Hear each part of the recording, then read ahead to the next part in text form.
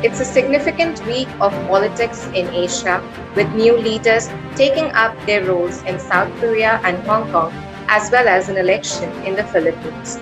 Joining us now to discuss the events in the Kootneeti is its Indo-Pacific editor, Mr. Duncan Bartlett.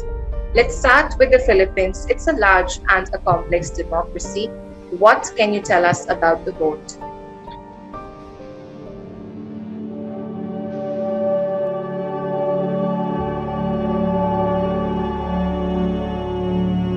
Well, it's certainly been a lively election campaign, and the 67 million people in the Philippines can't say they haven't been given a choice.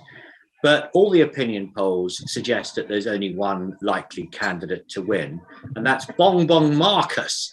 That's the son of the late dictator Ferdinand Marcos. He's also known as Ferdinand Marcos Jr. Now, Mr. Marcos Sr. had a regime that lasted 21 years. And during that time, the country was plunged into martial law. Mr. Marcos took control of the courts and of the businesses and of the media. And the most serious allegations were that the army and the police were used by the Marcos family to arrest and torture thousands of political opponents. Indeed, there are allegations that many people were murdered as well. And alongside that, there was a misappropriation of public funds, something like $10 billion, actually. So Mr. Marcos Sr. was sent into exile, and the son, Bongbong, used his family's wealth and connections to build this political campaign. He's been actually quite a successful politician in the Philippines for some time. I have to say the rest of the world is looking on with trepidation as to the result of this Philippine election.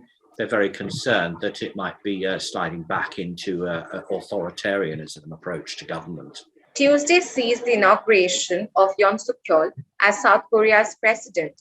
How do you think his approach will be different than his predecessor, Mr. Moon? Well, I think there are three areas in which Mr. Yoon, the new South Korean president, may be different to Mr. Moon, the outgoing one. The first one is in his attitude towards North Korea. He will not be friendly and accommodating. He's not encouraging talks and dialogue. He's saying that there should be quite a hard line. Unfortunately, the North Koreans are also taking a hard line with missile tests, and there's a lot of speculation that they might be about to soon test nuclear weapons. Mr. Yoon, the new president, will also be very friendly towards the United States. Indeed, Joe Biden is going to make a special trip to Seoul in South Korea soon. And I think Mr. Yoon will be less friendly to China than his predecessor. And in terms of domestic economy, Mr. Yoon's particular emphasis will be on policies which he thinks will help young men. Males were the swing voters in the recent South Korean election. And Mr. Yoon has talked about abolishing the Ministry for Gender Equality. However, in order to do that, he'd have to get that controversial move through the parliament in Seoul. And I can't see very many women members of parliament voting in favour of that. Lastly, in Hong Kong, a new chief executive is taking up the office. It's Mr. John Lee.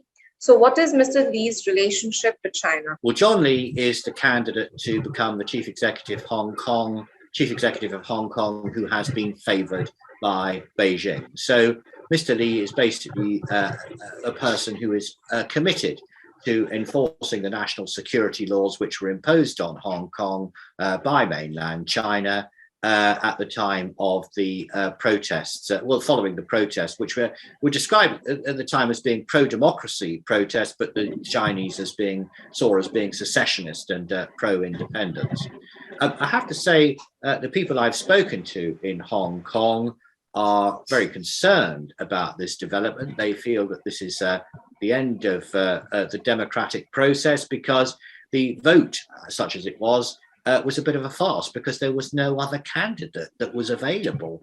And actually only a tiny proportion of people in Hong Kong were indeed allowed to vote at all. And all of them had been vetted to make sure that they were social patriots. There's also been a reduction in the freedom of speech in Hong Kong in the last couple of years. So certainly something of a bleak mood in Hong Kong. Thank you, Mr. Bartlett, for joining us and agreeing to preview the events for the week. It will be updated on our website, the Kootneeti, and meantime to our viewers, keep subscribing to the Kootneeti for more updates on international relations and diplomacy.